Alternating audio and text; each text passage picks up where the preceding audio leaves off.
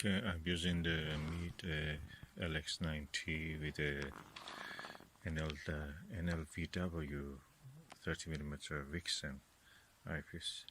Looking at the globular cluster, the third globular cluster of the Hercules constellation. We know that, everybody knows M13. You can see it even with the naked eye. M92, sometimes you can see it with naked eye also.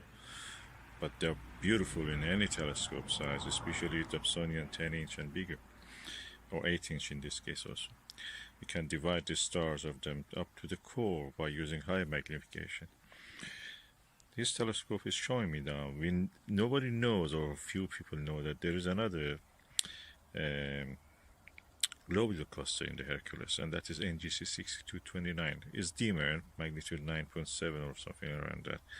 And there is a reason for that, is because it's very far compared to the M13, Messier 13 and Messier 92. I can see it in this view, and it is shaped like a V, two stars on top of it, and the bottom of the V, the letter V, is the NGC 6226 globular cluster. I cannot resolve it, it's just a dim object. It's very bright sky, the light, the street light, the moon also. All the things are against seeing anything deep sky.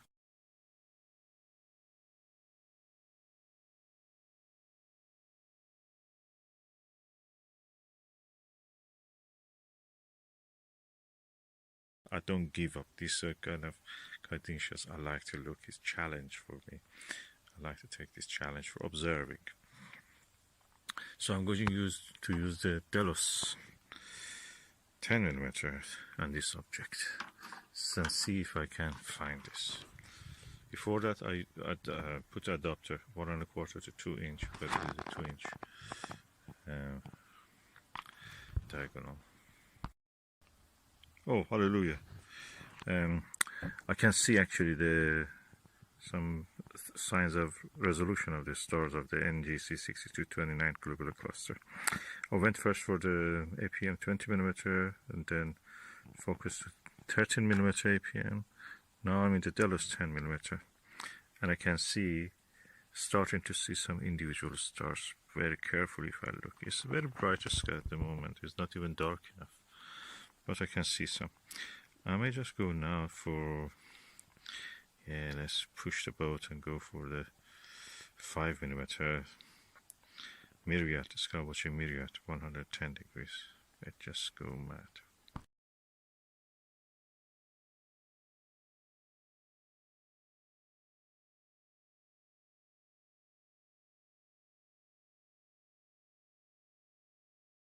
Oh no.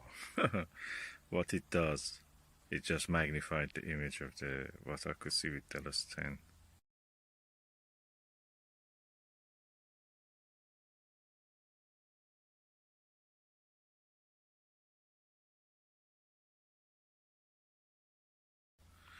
And it doesn't, resolve anymore.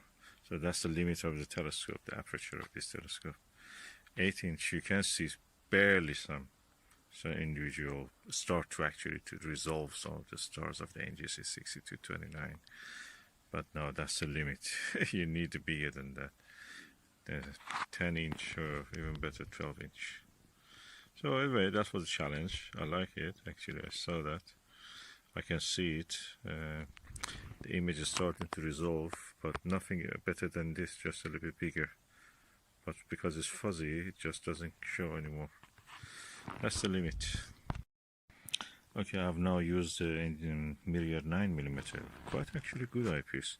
It's probably one of the better eyepieces of the Myriad range. All of them are good. 9 is really good. And the image shows a little improvement over there. Just by 1mm change in the focal length and magnification. It gets a bit darker and the stars are a little bit sharper and contrastier.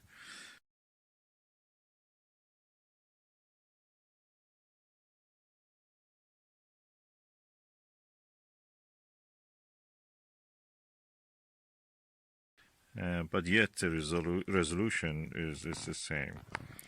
It's a limit of this 8-inch telescope. You need a bigger telescope to resolve this compact and far globular cluster. So yeah, maybe next time with the Dobsonian.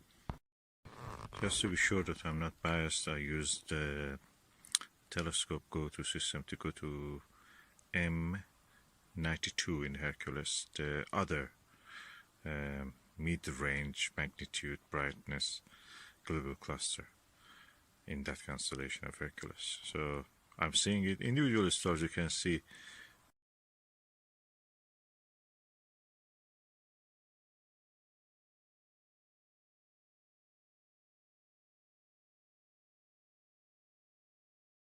not as good as M13, but I'm going off for M13. But first I will try with the Myriad 9 just to see what's the difference. Wow, 9mm Myriad.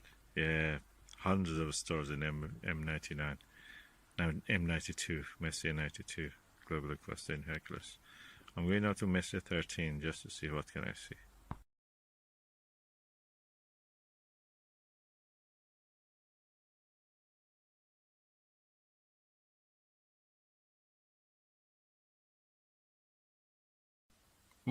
Oof.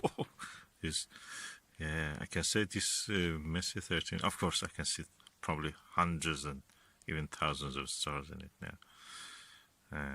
Not as good as the Dobsonian 12-inch, but it's really impressive.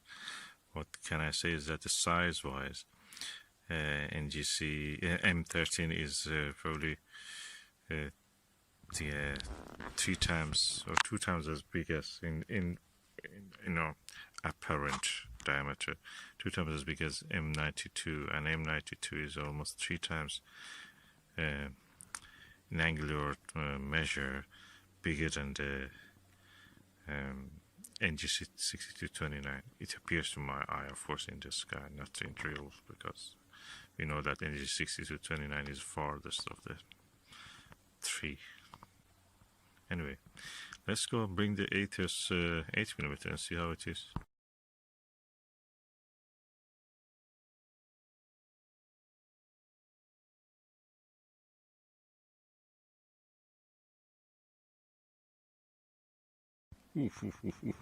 This Televue 8mm Ethos.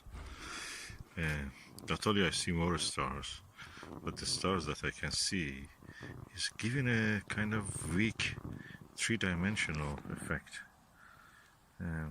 Some of the stars are really as if brighter or closer to you, and the others are fuzzier slightly and in the background. It gives a 3-dimensional effect. Slightly, I should not exaggerate. Yeah, more transmission, better transmission, even better than the Delos 10mm. Can be because of the higher magnification. I can see actually have a better contrast and resolution in a way.